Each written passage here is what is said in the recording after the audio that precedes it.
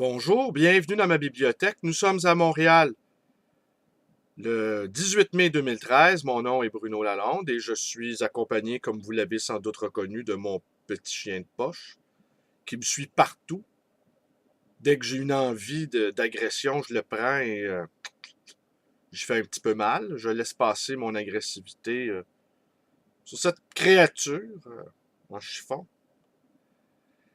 Hier, visite de ma librairie d'un éminent universitaire, quelqu'un pour qui j'ai beaucoup d'estime. Un éminent, là, quelqu'un d'important. Il disait, il me disait comment il appréciait mes vidéos, qu'il les regardait, il appréciait leur spontanéité, leur fraîcheur et même leur amateurisme. Il me disait également, il me donnait le conseil suivant, d'être plus méchant, que les gens aimaient beaucoup la méchanceté, que ça serait bon pour mes codes d'écoute. Évidemment, je le sais, ça, que les gens adorent voir les gens s'entretuer, bien assis confortablement. Les gens adorent lire des critiques négatives sur un écrivain. J'ai vu des amis écrivains rougir de plaisir à la lecture d'une critique dévastatrice dans le journal. Je nommerai pas de nom, puis je nommerai pas de journal. Je nommerai pas de journaux non plus. Mais toujours un peu gênant quand nos supposés amis se réjouissent avec une telle insolence de nos déconvenus. Alors, je lui expliquais que j'étais au courant de ça, que je connaissais un petit peu la psyché humaine. Et mes vidéos, parfois, je m'en suis pris à des politiciens, mais je considère que s'en prendre à des politiciens, ça ne compte pas. Ça fait partie de leur profil qu'on s'en prenne à eux. C'est ça leur travail, entre autres choses. Ils s'exposent, ils ont la fatuité de croire qu'ils peuvent mieux diriger la ville, un pays, un État que n'importe qui d'autre. Alors, forcément, ils s'exposent à toutes sortes de commentaires, parfois fielleux. Alors, s'en prendre à des politiciens, ça ne compte pas. Personne ne les a obligés à se lancer en politique. Tandis que les écrivains, s'en prendre à des écrivains, là, on se fait un profit symbolique. On se fait une réputation d'être un dur à cuire, d'être très, très, très puissant. Mais je répugne à ceci pour plusieurs raisons. D'abord, je ne lis que des choses qui me plaisent. Ça, c'est la première règle. Dès qu'un texte m'ennuie ou qu'il ne me rejoint pas ou qu'il ne s'adresse pas à moi, eh bien, je passe mon chemin. Aussi, je suis toujours curieux de savoir comment les gens vivent leur création et je suis toujours étonné, sinon admiratif, de tous les livres qui se publient. Quant à moi, je ne crois pas qu'il y a trop de livres. Je crois tout simplement que nous avons une pénurie de lecteurs. Et que chaque livre, finalement, finit par trouver son lecteur.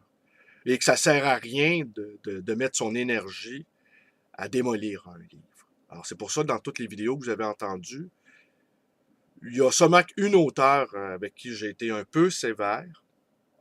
Je le regrette pas, mais malheureusement, de cette vidéo-là, de ces 2 ou 3 vidéos que j'ai consacrées à cet auteur, que je juge surfait, qui est très connu, eh ben, on m'en parle souvent. Ça. Et on m'en parle toujours avec un plaisir gourmand. Je ne raconterai pas ici non plus pourquoi je m'en suis pris à elle. J'ai trouvé son style détestable, mais bon, je ne voudrais pas revenir là-dessus. Mais il m'est venu une idée hier, à la suite de cette conversation avec ce professeur d'université. Ben, c'est d'offrir un service de règlement de compte, n'est-ce pas? Vous avez un...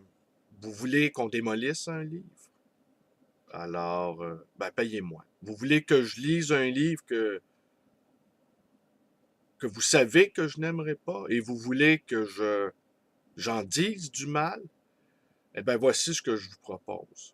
Vous m'envoyez le livre en question avec un chèque. Plus le chèque va être gros, plus je vais être méchant. Je veux bien être un mercenaire, je veux bien être à votre solde. Je vous assure l'entière confidentialité de mon service. On ne saura jamais que ça a été une commande qui a été passée par vous. Et moi, ben, je vais me faire un peu d'argent. Ça va arrondir mes fins de mois. Je veux bien être mais je ne le ferai pas gratuitement pour me rehausser à vos yeux ou encore acquérir une sorte de prestige de ceux qui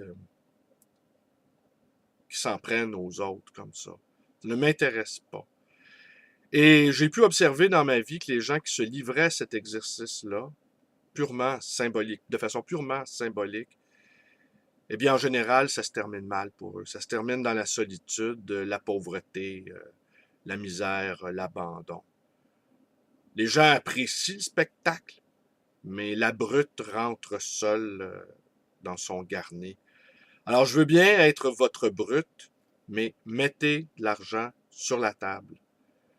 J'accepte les cartes de crédit également. Vous pouvez me téléphoner à ma librairie, me dire, bon ben voilà, je t'envoie le livre, je veux que tu le détruises. Et, mais calculez au moins minimum 200 $.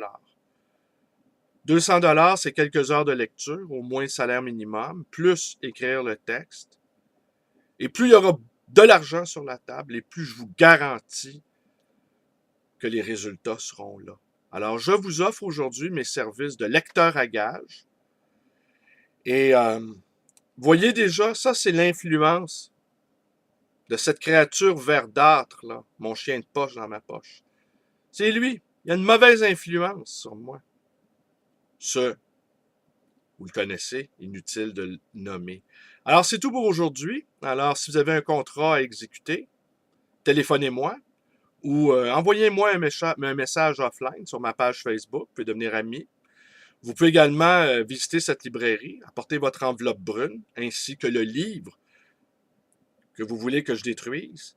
Et quoi d'autre? Ah oui, mon numéro de téléphone, 514-736-0999. Et aussi, on me disait concernant l'auteur que j'ai égratigné, qu'elle se voyait comme une délinquante, comme une petite délinquante, qu'elle se percevait comme ça. Ben, je m'excuse. Un prof d'université, qui a beau se percevoir comme un délinquant, ben ça reste un prof d'université. Quand elle commence à commettre des choses graves, quand elle aille faire un petit tour en prison, après ça, elle pourra, ou qu'elle s'adonne à des activités illicites et qu'elle se fasse prendre naturellement. Et après ça, elle méritera à mes yeux le statut de délinquante. Pour le reste, ce n'est que de la posture un peu indécente.